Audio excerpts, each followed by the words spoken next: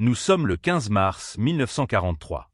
Un Liberty Ship reconverti fend les eaux glacées de l'Atlantique, cap à l'ouest vers l'Amérique. Entassés dans les cales, 800 prisonniers de guerre allemands se trouvent sous le pont. La plupart appartiennent au Corps d'Afrique, ces légendaires combattants du désert de Raemel, capturés lors de la campagne d'Afrique du Nord. Parmi eux, Alberlin et Hans Wernern, un commandant de char de 24 ans. Originaire de Múnich. Depuis 2 ans, il combat dans les déserts de Libye et de Tunisie. Convaincu de la supériorité du génie allemand, de la discipline allemande et, en fin de compte, de la victoire allemande. À présent, debout sur le pont, alors que la côte américaine se dessine à l'horizon, Wernern et ses compagnons d'armes s'apprêtent à recevoir une leçon qui bouleversera leur vision de la guerre qu'ils mènent. Ce n'est pas une histoire de combat. C'est l'histoire d'un choc psychologique si profond qu'il contribuera à remodeler le monde d'après-guerre. Car Ce que ces soldats allemands allaient voir n'était pas seulement la puissance industrielle américaine. Ce fut un aperçu des raisons pour lesquelles l'Allemagne ne pourrait jamais gagner cette guerre. Pour comprendre le choc ressenti par ces hommes, il faut d'abord comprendre ce qu'ils pensaient de l'Amérique. La propagande allemande, savamment orchestrée par le ministère de Joseph Goebbels, avait brossé un tableau très précis des États-Unis. L'Amérique était dépeinte comme une nation en déclin, un pays métissé, affaibli par le métissage, corrompu par l'influence juive et ramolli par la démocratie et le capitalisme. On avait dit aux soldats allemands que l'Amérique était un pays de gangsters et de chômage, où la Grande Dépression n'avait jamais vraiment pris fin. Plus important encore, on leur avait assuré que l'Amérique manquait de capacité industrielle. Certes. L'Amérique était vaste, mais elle était inefficace. Ses usines étaient mal organisées. Ses ouvriers étaient Indisciplined. Son équipement était inférieur à l'ingénierie allemande. Le Führer lui-même avait minimisé le potentiel industriel américain, qualifiant notamment l'Amérique de nation de millionnaires, de reine de beauté, de disques stupides et d'Hollywood. Hans Wernern croyait tout cela. Comment aurait-il pu en être autrement? Il avait vu des chars allemands, des avions allemands, des armes allemandes. Il avait combattu à bord d'un Panzer IV, une machine qui représentait le summum du génie militaire. Il avait vu le Luftwaffe dominer le ciel européen. Il avait été témoin de la conquête impitoyable des nations par le Wehrmacht. Même vaincu, fait prisonnier en Tunisie, Wernern et ses camarades se consolaient avec certaines vérités. L'Allemagne était en infériorité numérique, mais pas en supériorité technique. Les Alliés avaient gagné grâce au nombre, non à la qualité. Et l'Amérique n'avait guère pesé sur le conflit. Certes, elle avait envoyé des troupes, mais combien de temps une nation démocratique et fragile pouvait-elle soutenir une véritable guerre? Le navire approche du port de New York. Wernern et plusieurs centaines d'autres prisonniers sont autorisés à monter sur le pont pour prendre l'air. Ce qu'ils vont voir ensuite va commencer à ébranler toutes leurs convictions. La statue de la liberté émerge de la brume matinale. Wernern La remarque à peine. Qu'est-ce qui capte son attention? Ce qui captive l'attention de chaque prisonnier, c'est ce qui se trouve au-delà de l'horizon new-yorkais. Wernern a vu Berlin, Munich, Paris, Rome. Il se considère comme un homme du monde. Mais rien ne l'avait préparé à cela. L'Empire State Building domini Manhattan. La plus haute structure du monde. Autour, des dizaines de gratte-ciel forment une chaîne de montagnes déchiquetées d'acier et de verre. L'immensité du site est impressionnante. Mais il n'y a pas que les bâtiments. Il y a le port lui-même. À perte de vue, des navires sillonnent l'eau. Non pas des navires de guerre, mais des cargos, des dizaines. Des Liberty Ships en cours de chargement, des pétroliers remplis de carburant. Des navires de transport prêts à embarquer troupes et matériel. D'immenses grues bordent les quais, balançant la cargaison avec une précision mécanique. L'activité est incessante, organisée, impressionnante. Wernern se tourne vers son ami, Feldwebel Carl Schmitt. Ce n'est qu'un port, dit-il doucement. Combien de port compte l'Amérique? Schmitt ne répond pas. Il contemple un spectacle qui semble incroyable. Un Liberty Ship glisse sur les cales d'un chantier naval voisin. Ses prisonniers l'ignorent encore, mais Les chantiers navals américains lancent désormais en moyenne 3 Liberty Ships par jour. 3 cargos complets. Chaque jour. Un schéma commence à se former dans l'esprit de Werner, mais il le repousse. Ce n'est que New York, se dit-il. C'est la plus grande ville d'Amérique. Elle ne représente pas le pays tout entier. Le navire accoste. Les prisonniers sont enregistrés et préparés pour leur transfert vers des camps à l'intérieur des terres. Ils s'apprêtent à entreprendre un voyage en train qui complétera leur apprentissage de la puissance industrielle américaine. Les prisonniers sont embarqués dans un train de voyageurs et non dans des wagons à bestiaux, ce qui les surprend immédiatement. Le traitement réservé aux prisonniers de guerre par les Allemands et les Soviétiques se limitait généralement au strict minimum de transport. Mais les voilà assis sur de véritables sièges de voyageurs, bien que gardés. The train quit New York, direction west. Pendant les 3 jours suivants, ces hommes traverseront l'Amérique. Et ce qu'ils verront détruira méthodiquement leur compréhension de la guerre. Le premier choc survient moins d'1 heure après le départ de New York. Le train traverse le New Jersey industriel. Et Werner ne colle son visage à la vitre, essayant de comprendre ce qu'il voit. Des usines, des dizaines, des centaines. D'immenses complexes industriels s'étendant sur des kilomètres. Des cheminées crachant des colonnes de fumée, des gares de triage remplies de wagons de marchandises. À travers une clôture grillagée, Werner aperçoit des rangées et des rangées de camions militaires peints en kaki. Alignés en formation parfaite à perte de vue. Combien de camions ? Murmure Schmidt à côté de lui. Des milliers, répond Werner, ils sont là, immobiles, prêts à être expédiés. Ce que Werner ignore, c'est qu'il s'agit de camions GMC CCKW, les fameux Deux-Senda-Half, qui deviendront les bêtes de somme de l'effort de guerre allié. Les usines américaines les produisent au rythme de 50 000 par mois. Plus de camions en un seul mois que la capacité de production annuelle totale de l'Allemagne. Alors que le train entre en Pennsylvanie, le paysage industriel devient encore plus saisissant. Il traverse des zones où le ciel lui-même semble luire d'orange la nuit, sous l'effet des hauts fourneaux D. A-Series. Un prisonnier, un ancien sidérurgiste des Seines, ville où se trouvent les aciéries, se met à pleurer. Discretement. Son voisin lui demande « Qu'est-ce qui ne va pas ?» Il dit « Ces aciéries sont plus grandes que tout ce que nous avons, et il y en a tellement. » Il a raison. Les prisonniers traversent le cœur de la sidérurgie américaine, Pittsburgh, Bethléem, Gary. Ces aciéries produisent de l'acier à des cadences qui éclipsent les capacités allemandes. En 1943, l'Amérique produira 88,8 millions de tonnes d'acier. L'Allemagne, en comparaison, en produira 30,6 millions. Mais ce n'est pas seulement la quantité qui choque. Ces hommes, c'est la modernité. Par les fenêtres, ils aperçoivent des fours à arc électrique, des lignes de coulée continue, des systèmes de manutention automatisés.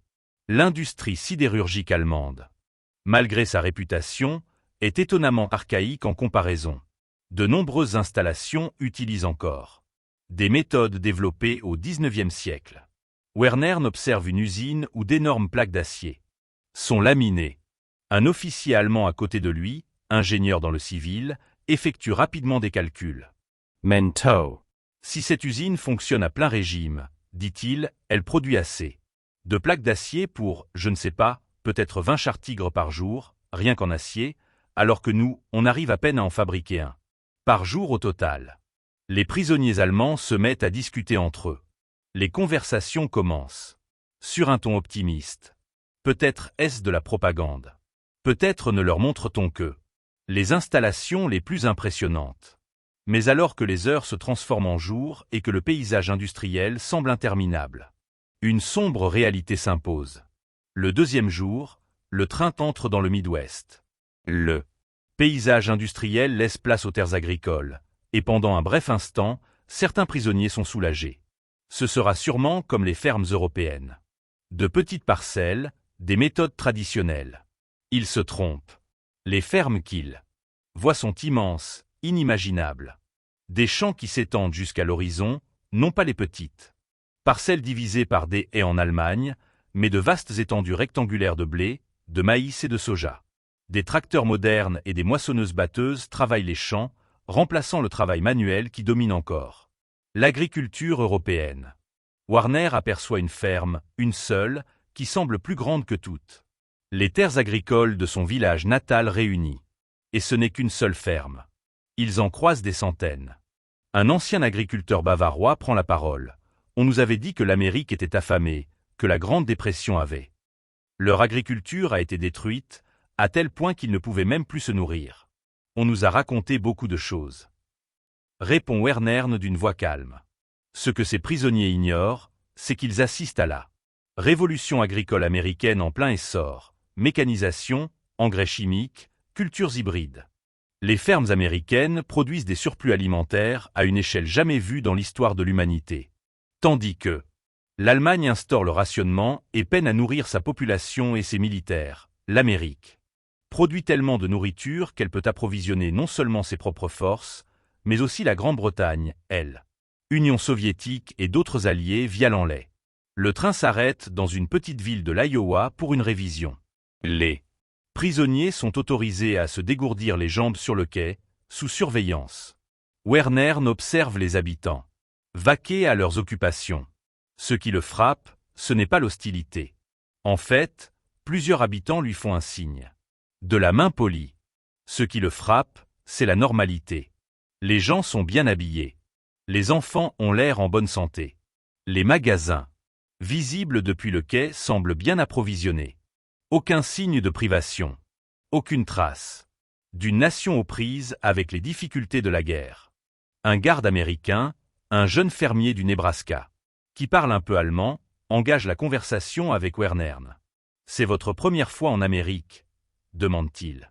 Wernern Hoche la tête. « Qu'en pensez-vous » Wernern hésite, puis répond honnêtement, « Ce n'est pas ça à quoi je m'attendais. » Ways. Je parie que vos agents de propagande vous ont dit qu'on crevait tous de faim et qu'on était au chômage. Pas vrai? Le garde rit. La ferme de mon père marche mieux que jamais. Le gouvernement achète tout ce qu'on produit. Mon frère travaille dans une usine de bombardiers à Omaha. Il dit qu'il fabrique tellement d'avions qu'ils n'ont plus de place pour les garer. Cette nuit-là, incapable de dormir tandis que le train poursuit sa route vers l'ouest, Wernern naît. Plusieurs autres officiers se regroupent, essayant de comprendre ce qu'ils ont vu. L'un d'eux, un ancien logisticien, tente des calculs à partir de leurs observations. Combien usines? Combien d'ouvriers? Quel est le volume de production? Les chiffres deviennent de plus en plus absurdes. Kells. Que soient leurs estimations, la capacité industrielle américaine semble être 5, 10, voire 20 fois supérieure à celle de l'Allemagne. Et ce n'est que ce qu'ils peuvent voir par la fenêtre du train. C'est impossible, insiste un officier. Aucune nation ne pourrait construire autant, aussi vite. C'est forcément une ruse. Il nous montre sans cesse les mêmes usines, faisant tourner le train en rond. Mais on déboussole. Ils voient le soleil. Le train se dirige droit vers l'ouest. Ce ne sont pas les mêmes usines. Ce n'est pas une ruse. Un autre officier, un ancien partisan convaincu, prend la parole. Sa voix est creuse. Vous vous souvenez de ce qu'on nous disait au début de la guerre? Que l'Amérique était faible, qu'elle ne pouvait pas produire, que la démocratie ramollissait les nations. Tous acquiescent. On nous a menti, dit-il simplement.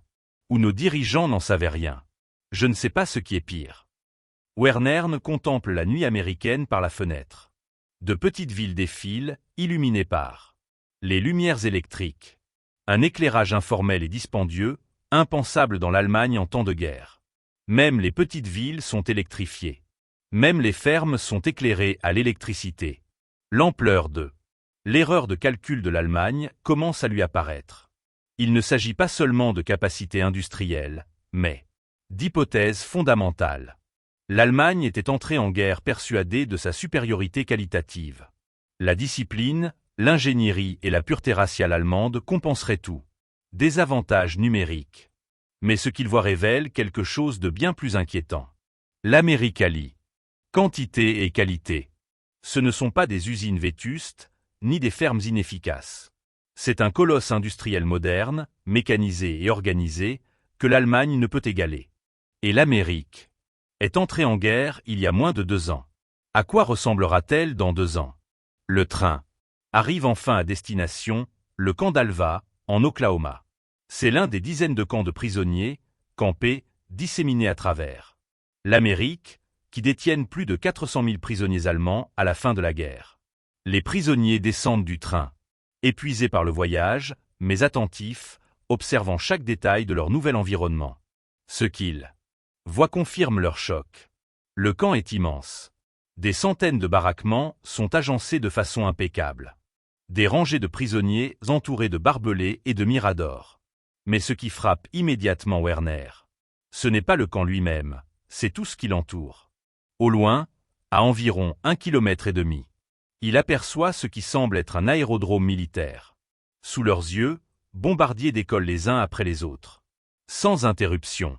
DB-17 ou DB-24. Werner ne fait pas encore la différence, mais peu importe. Ce qui compte, c'est le nombre. Toutes les quelques minutes, un ballet incessant, implacable. Oh, vont-ils tous? Demande Schmidt.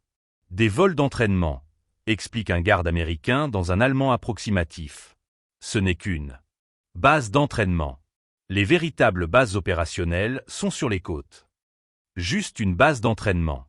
Les implications sont stupéfiantes. Si cette installation secondaire forme des équipages de bombardiers à ce rythme, à quoi doivent ressembler les bases principales? Les prisonniers sont enregistrés et affectés à des baraquements. Les conditions de vie sont spartiates mais convenables, bien meilleures que celles que les prisonniers de guerre allemands recevaient dans les camps soviétiques. Mieux encore que celles que connaissent de nombreux soldats allemands au front. Chaque prisonnier reçoit un matelas propre, 2 couvertures, un oreiller, du savon, une serviette et des articles de toilette de base. Ce soir-là, les prisonniers reçoivent leur premier repas américain. Le choc est toujours présent. Le réfectoire est assez grand pour accueillir des centaines d'hommes.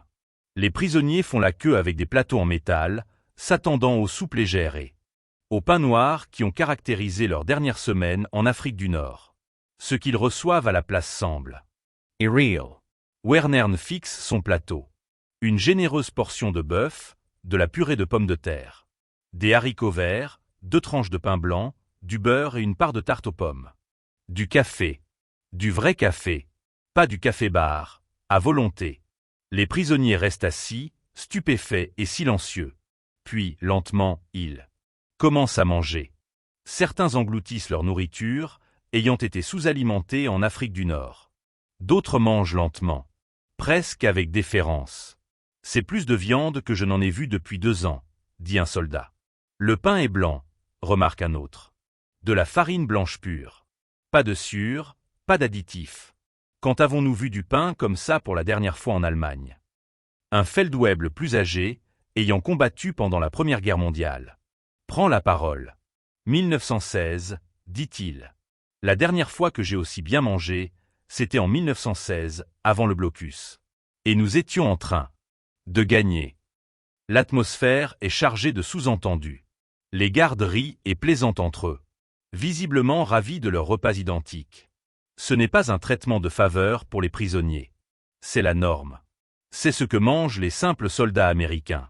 Chaque jour, Werner ne pense à ça. Famille restée à Munich.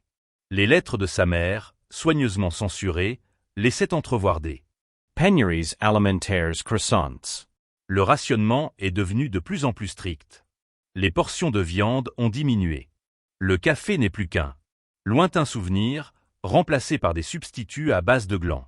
Et ici, dans ce camp de prisonniers perdus au fin fond de l'Oklahoma, ils sont mieux nourris que les soldats allemands au front. Les jours suivants, le même schéma se répète. Chaque repas est copieux. La qualité reste constante. L'abondance est Régulière. Les prisonniers commencent même à reprendre du poids. Beaucoup étaient sous-alimentés après des mois passés en Afrique du Nord et la traversée de l'Atlantique. Après 2 semaines d'acclimatation, les prisonniers sont affectés à des travaux forcés. Conformément à la Convention de Genève, les prisonniers de guerre peuvent être contraints au travail, à condition que celui-ci ne soit pas directement lié à l'effort de guerre. Le groupe de Werner n'est affecté aux récoltes dans les fermes locales. Au moins, pense-t-il, ce sera familier. Le travail agricole est Le travail agricole, quel que soit le pays. Ils se trompent encore. Ils sont transportés par camion jusqu'à une grande ferme appartenant à une famille germano-américaine du nom de Schmidt, sans lien de parenté avec son ami Karl. La ferme est immense. Plus de 800 hectares. Le fermier, Otto Schmidt, parle couramment allemand et traite les prisonniers avec une courtoisie distante mais juste. Ce qui choque Wernern, c'est le matériel. La ferme possède 3 tracteurs. De grosses machines modernes. Il y a une moissonneuse-batteuse capable d'effectuer le travail de 50 hommes. La grange est équipée de l'éclairage électrique, d'un réfrigérateur et même d'une radio. La maison de ferme, visible au loin, semble disposer de l'eau courante et de l'électricité. C'est une ferme, une seule et unique ferme, et elle est plus mécanisée que la plupart des usines allemandes que Werner n'a vues. Schmidt s'adresse aux prisonniers en allemand. « Vous travaillerez avec mes ouvriers, dit-il. Vous serez payé 80 cents par jour.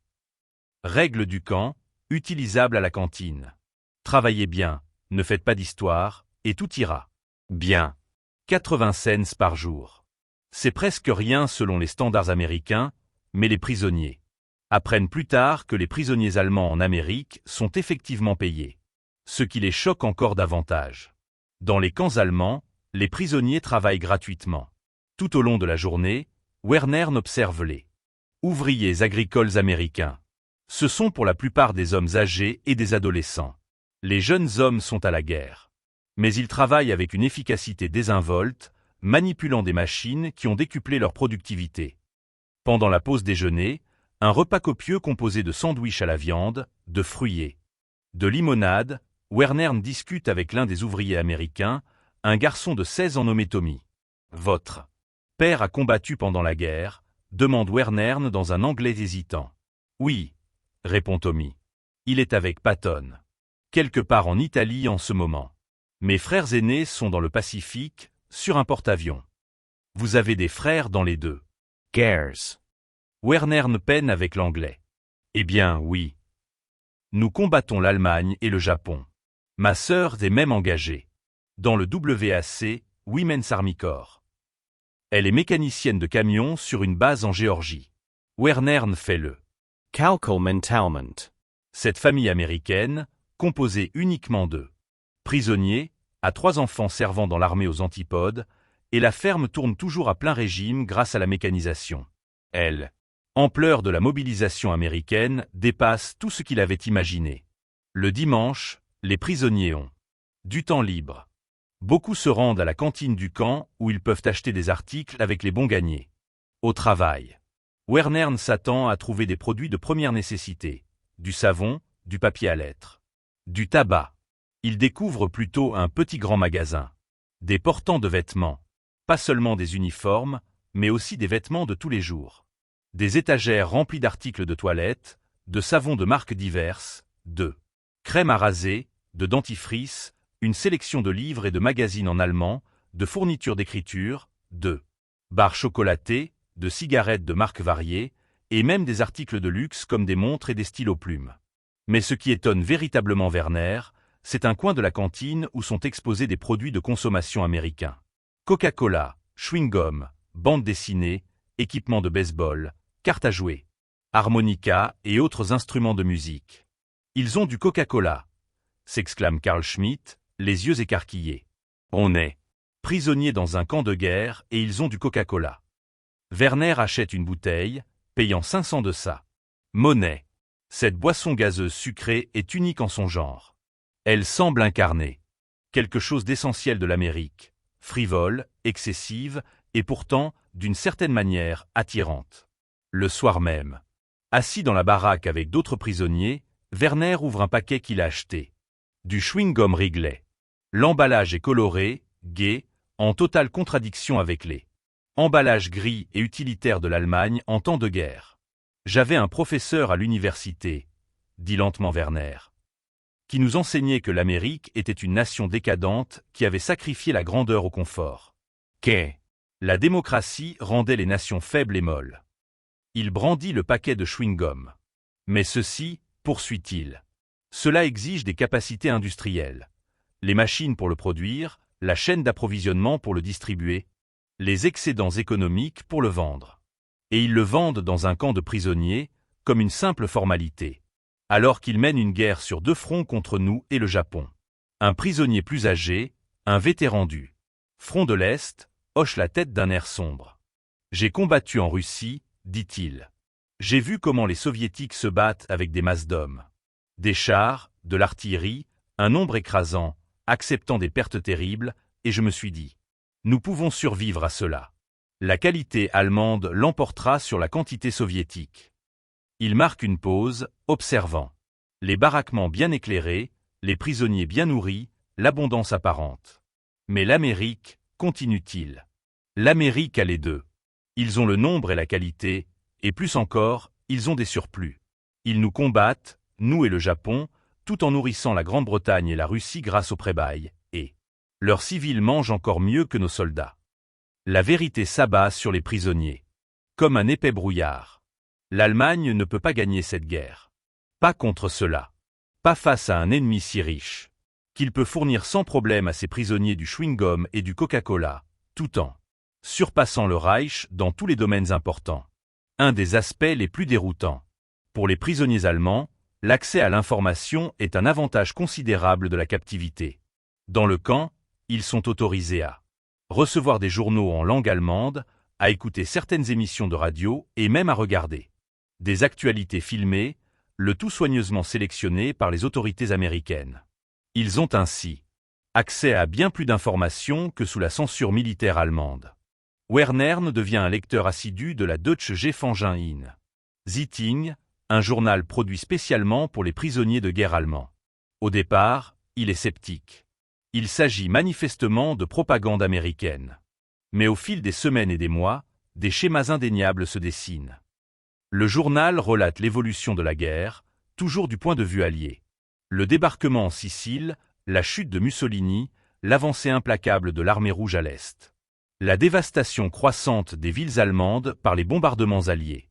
Ce qui frappe, ce n'est pas seulement le contenu, c'est la précision. Le journal publie des photographies, des cartes détaillées, des chiffres sur les victimes. Contrairement à la propagande allemande, qui distille un optimisme vague et des victoires indéfinies. Les documents américains sont concrets et vérifiables. Mais plus encore que les nouvelles de la guerre, ce sont les informations intérieures américaines qui choquent les prisonniers. On y trouve des articles sur les conflits sociaux dans les usines américaines. Les négociations de grève, les syndicats qui réclament de meilleurs salaires. Des caricatures politiques critiques. Roosevelt et son administration. Des tribunes libres débattent de la stratégie de guerre. Ils publient des critiques de leur propre gouvernement. Karl Schmidt s'exclame, incredule. Dans un journal paru en temps de guerre. Un officier politique parmi les prisonniers, un nazi convaincu, tente de présenter cela comme un signe de faiblesse. Voilà ce qu'engendre la démocratie, le désordre, le manque d'unité, la décadence. Mais Wernern et d'autres n'en sont pas. Si source. Ou, comme le suggère prudemment Wernern, cela signifie qu'ils sont suffisamment forts pour que les débats internes ne les menacent pas. Nous sommes unis car la dissidence est synonyme de mort. Ils débattent parce qu'ils en ont les moyens. De nombreux prisonniers ont finalement l'occasion d'interagir avec des civils germano-américains, des agriculteurs qui les emploient, des gardiens d'origine allemande, voire des civils bénévoles qui enseignent l'anglais ou organisent des activités de loisirs dans les camps. Pour Wernern, un moment marquant survient lorsqu'il rencontre Heinrich Müller, un immigrant allemand arrivé aux États-Unis en 1923.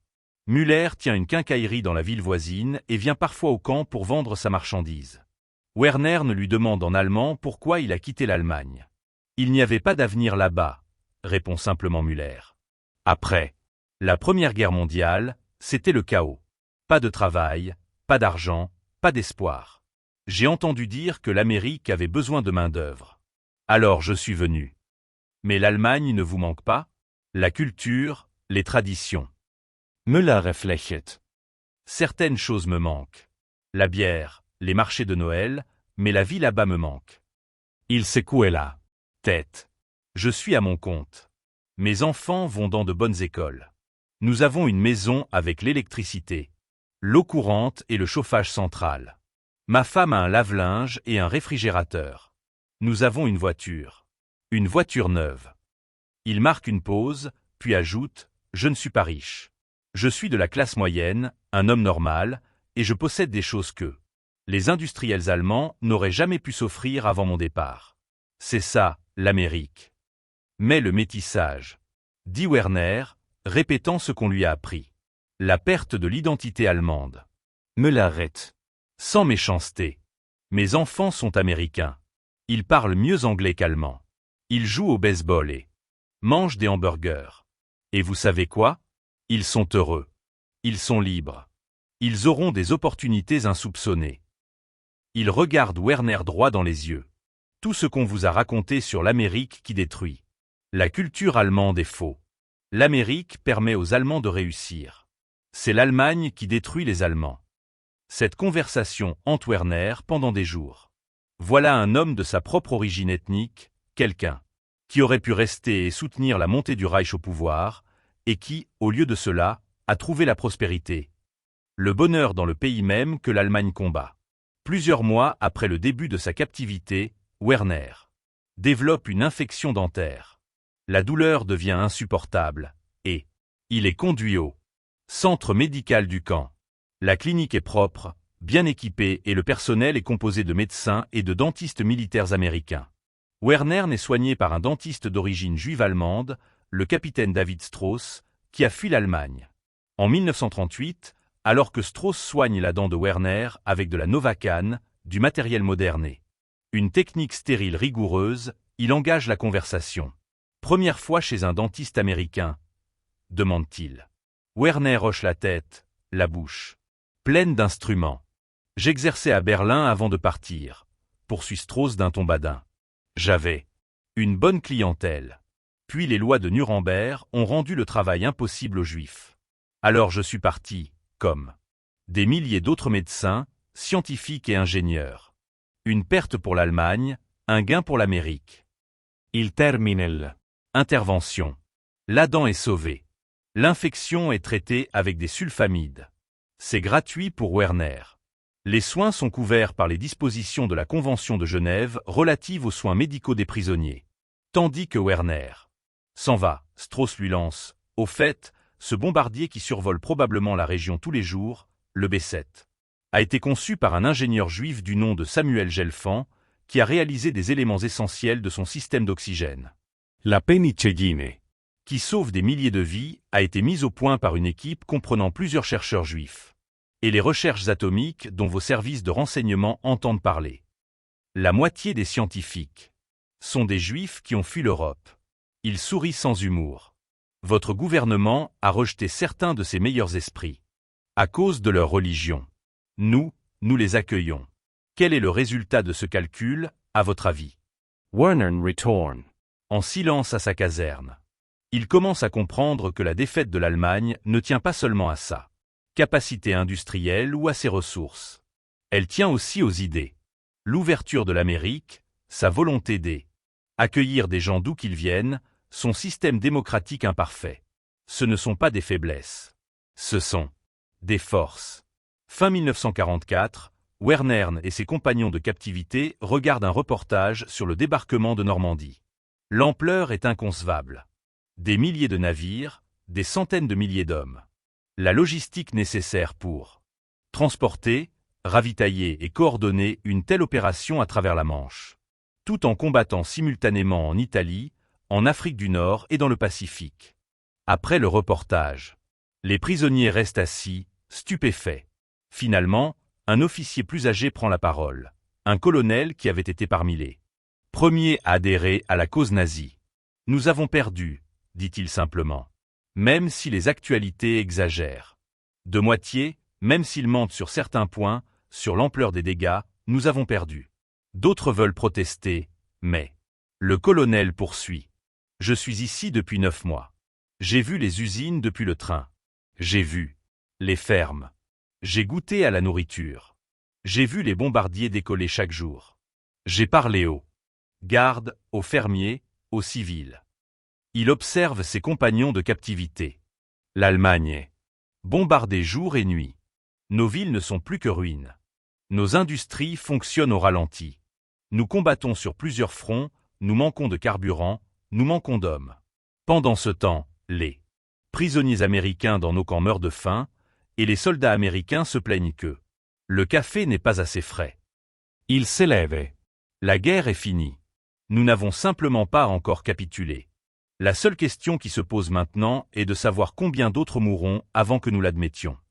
Au fil de l'année 1945, les nouvelles d'Europe deviennent de plus en plus sombres pour les prisonniers allemands. Le Rhin est franchi. Berlin est encerclé. Et puis, enfin, le 8 mai 1945, la capitulation. Les prisonniers se rassemblent dans la salle de promenade du camp pour entendre la nouvelle. Beaucoup pleurent, non pas de tristesse face à la défaite de l'Allemagne, mais de soulagement que le massacre ait enfin cessé. Certains s'accrochent encore à la propagande sur les armes miraculeuses et la victoire de dernière minute. Mais la plupart ont depuis longtemps accepté l'inévitable. Werner est assis avec Karl Schmitt.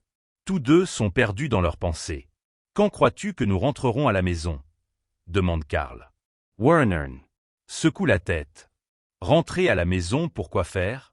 Nous avons entendu les rapports. Nos villes sont détruites. L'économie est anéantie. Des millions de morts. Nous reconstruirons, dit Karl sans grande conviction. Avec quoi? Demande Werner. Avec quelles ressources? Quelles infrastructures? Quelle basi industrielle. Il désigne du doigt l'abondance qui a caractérisé chaque aspect de leur captivité. Nous n'avons pas pu rivaliser avec ça qu'en nous. Science. Comment allons-nous reconstruire à partir de rien? Ce que Werner n'ignore encore, c'est que l'Amérique planifie déjà la reconstruction de l'Allemagne. Le plan Marshall est en cours d'élaboration.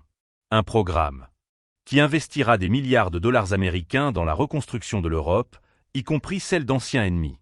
L'idée semble impossible, presque insensée. Pourquoi le Victor aiderait-il à reconstruire le vaincu? Pourtant, elle est typiquement américaine. Cette même générosité pragmatique qui nourrit bien les prisonniers. Cette même vision à long terme qui permet de développer une capacité industrielle bien au-delà des besoins immédiats. L'Amérique a compris quelque chose que l'Allemagne n'a jamais saisi, transformer d'anciens ennemis en démocratie stable et prospère. Coûte moins cher que de les maintenir vaincus et rancuniers. Au cours des mois suivants, les prisonniers entament le lent processus de rapatriement. Ce n'est pas rapide. Les transports sont limités. Il faut établir des priorités et les autorités doivent examiner les prisonniers pour identifier les criminels de guerre et les nazis convaincus. Werner Et ses compagnons d'infortune subissent des entretiens approfondis. On leur propose également des programmes éducatifs, des cours sur la démocratie, l'histoire américaine et, étonnamment, des formations pratiques. Pour la reconstruction de l'Allemagne. Certains prisonniers les considèrent comme de la propagande, mais beaucoup, dont Werner, y participant activement.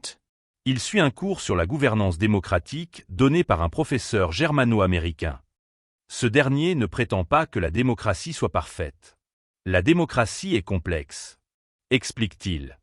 Elle est lente. C'est frustrant. Les gens se disputent sans cesse. Mais voilà ce que cela apporte. Cela donne la parole à chacun. Cela crée des systèmes où les problèmes sont réglés avant qu'ils ne dégénèrent. Cela permet des transitions pacifiques du pouvoir et, surtout, cela rend le gouvernement responsable devant le peuple et non l'inverse. Il regarde les prisonniers rassemblés. Votre pays attend elle. Inverse. L'unité totale, l'obéissance absolue, l'ordre parfait, et où cela a-t-il mené? À la guerre la plus destructrice de l'histoire de l'humanité, au génocide, à la destruction complète de l'Allemagne elle-même. Werner Woodrate. Se défendre. Mais quoi? Le régime qu'il a servi a mené l'Allemagne à sa perte. La propaganda, laquelle il croyait a été systématiquement démantelée par la réalité. La supériorité qu'il s'imaginait n'était qu'une illusion. Avant son rapatriement, Werner a une dernière conversation avec le capitaine Strauss, le dentiste qui l'a soigné. « Pourquoi avez-vous rejoint l'armée américaine ?» demande Werner. « Vous auriez pu rester en dehors de ça. Vous vous étiez déjà échappé. » Strauss réfléchit, « L'Amérique m'a donné une chance alors que l'Allemagne voulait ma mort. Parce que le pays qui m'a accueilli luttait contre l'idéologie qui m'a persécuté. Cela paraissait simple. Nous haïrez-vous toujours? Les Allemands. Je veux dire. Strauss secoue la tête. Je n'ai pas les Allemands. Je hais le nazisme. Il y a une différence. Certains membres de ma famille sont morts dans les camps. Je l'ai appris après la libération, mais je ne pense pas que cela signifie que chaque Allemand est responsable. Il marque une pause. Voici ce que je pense. L'Allemagne a emprunté une voie sombre. Mais les voies peuvent changer. L'Allemagne peut se reconstruire, peut devenir meilleure. Ce ne sera ni facile, ni rapide, mais c'est possible. Comment en être sûr? Parce que j'ai vu ce qu'a fait l'Amérique. Ce pays n'a pas toujours été grand. Il y a eu l'esclavage. Il y a eu la discrimination. Il a encore des problèmes, mais il s'efforce constamment de s'améliorer. Il fait des erreurs et les corrige. C'est le secret. Non pas la perfection, mais la capacité de changer. Il lui tend la main. Rentrez chez vous, Warner. Aidez à reconstruire votre pays. Mais reconstruisez-le différemment cette fois-ci. Construisez-la comme une démocratie, comme une nation de droit, comme un lieu qui accueille le débat au lieu de l'étouffer. Construisez-la comme l'Amérique. En d'autres termes, Werner ne lui serre la main, surpris par ce geste de réconciliation. Fin 1946, Werner n'embarque enfin. Pour l'Europe. Le voyage lui donne le temps de réfléchir à tout ce qu'il a vécu. Il repense aux usines qu'il a aperçues depuis le train, produisant des biens en quantité que l'Allemagne ne pourrait jamais égaler. Aux fermes qui nourrissaient des millions de personnes tout en dégageant des excédents. À l'abondance dans un camp de prisonniers, plus grande encore que celle de la vie civile allemande. Aux démonstrations désinvoltes de puissance technologique et industrielle qui Semblant interminables. Mais surtout, il pense aux idées. Une démocratie complexe mais efficace. Une ouverture qui attire les talents du monde entier. Un système qui tolère la critique car il est suffisamment solide pour s'améliorer. Une générosité née non de la faiblesse, mais de la confiance. Le navire accoste à Brême. Werner pose le pied sur le sol allemand pour la première fois en 4 ans. La ville est en ruine. Des décombres partiellement déblayés, des structures temporaires érigées à la hâte, des habitants amaigris et épuisés. Le contraste avec l'Amérique est saisissant, presque insoutenable. Il se rend à Munich, voyageant sur des voies ferrées endommagées à travers des paysages dévastés. L'immeuble de sa famille est encore debout, miraculeusement intact malgré les dégâts. Sa mère est vivante, plus maigre qu'il ne s'en souvient, plus âgée que son âge. Son père n'a pas survécu à la guerre, tué lors du bombardement de l'usine où il travaillait. Ce soir-là, assis dans l'appartement froid, il n'y a pas de charbon pour se chauffer. Sa mère l'interroge sur l'Amérique. Werner réfléchit attentivement à sa réponse. Il pourrait lui parler des gratte-ciel, des usines, de l'abondance, mais ce qui lui vient à l'esprit est plus simple. Me dit-il, nous n'avons jamais eu notre chance. Pas dès le début.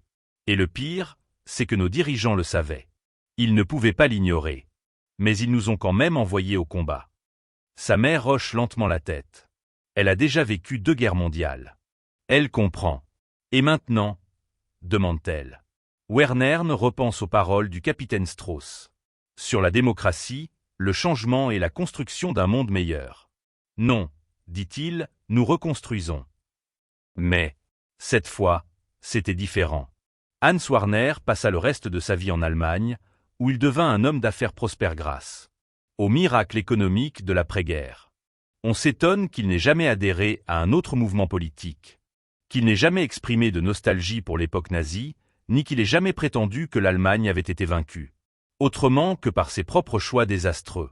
Interrogé sur son expérience de prisonnier de guerre, il disait quelque chose qui en surprenait plus d'un. Ces années en Amérique m'ont appris plus que toutes mes années. Au sein de la Wehrmacht. Elles m'ont appris ce qu'un pays pouvait être lorsqu'il privilégiait la liberté à l'ordre, l'abondance, au militarisme et la générosité concrète à la pureté idéologique. Il n'était pas le seul. Des centaines de milliers de prisonniers de guerre allemands revinrent d'Amérique avec des histoires et des prises de conscience similaires. Nombre d'entre eux devinrent des figures de proue de la construction de la nouvelle Allemagne démocratique, la République fédérale qui allait devenir l'un des plus proches alliés des États-Unis et un modèle de démocratie stable. Le choc psychologique qu'ils subirent, le démantèlement systématique de leurs croyances, nourri par la propagande, grâce à la simple observation de la réalité américaine, jouèrent un rôle crucial dans la transformation de l'Allemagne d'après-guerre. Ils avaient entrevu l'avenir, et cet avenir n'appartenait ni à l'efficacité autoritaire ni à l'idéologie raciale. Il appartenait à une démocratie imparfaite, à des sociétés ouvertes et au capitalisme industriel. Les prisonniers, qui ont traversé l'Amérique en train en 1943, ont vu bien plus que des usines et des fermes. Ils ont vu se concrétiser une idée. Une société libre et bien organisée pouvait surpasser en productivité, en force et, finalement, survivre à toute dictature, aussi disciplinée ou militarisée soit-elle. L'Allemagne avait tout misé sur l'idée que la volonté et l'idéologie pouvaient triompher des réalités matérielles.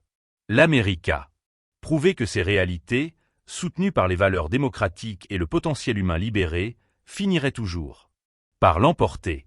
Les prisonniers allemands sont rentrés chez eux choqués, vaincus, mais étrangement pleins d'espoir. Ils avaient vu ce qui était possible. Désormais, ils allaient contribuer à le bâtir sur leur propre terre. L'histoire des prisonniers de guerre allemands en Amérique est souvent négligée dans le grand récit de la Seconde Guerre mondiale. On se souvient des batailles, des chefs, des grandes décisions stratégiques. Mais parfois, les moments les plus profonds ne se produisent pas sur les champs de bataille, mais dans la prise de conscience silencieuse que tout ce en quoi l'on croyait était faux. Ces prisonniers, qui voyageaient en train à travers l'Amérique, mangeaient à leur faim dans les réfectoires des camps, travaillaient dans des fermes mécanisées, se ravitaillaient dans les cantines bien approvisionnées, ne se contentaient pas d'observer la puissance industrielle américaine. Ils recevaient un enseignement sur ce qui fait la véritable puissance des nations. Non pas les armes et les usines, mais les idées, les systèmes et les valeurs qui libèrent le potentiel humain au lieu de le contraindre. Leur choc fut real. Leur remise en question fut sincère, et leur contribution à la construction d'une nouvelle Allemagne démocratique fut inestimable. La leçon reste d'actualité. La puissance ne provient pas seulement des ressources, mais des systèmes qui les organisent. Non pas seulement du contrôle, mais de la liberté. Non pas seulement de l'uniformité, mais de la diversité. La puissance industrielle américaine a stupéfié ses prisonniers allemands. Mais ce qui les a véritablement transformés, c'est la compréhension de l'origine de cette puissance. Elle provenait de la même source que toute véritable force, des personnes libres travaillant ensemble, construisant quelque chose de plus grand. Eux-mêmes. C'était le véritable choc. Et c'est cette leçon qui a contribué à remodeler le monde.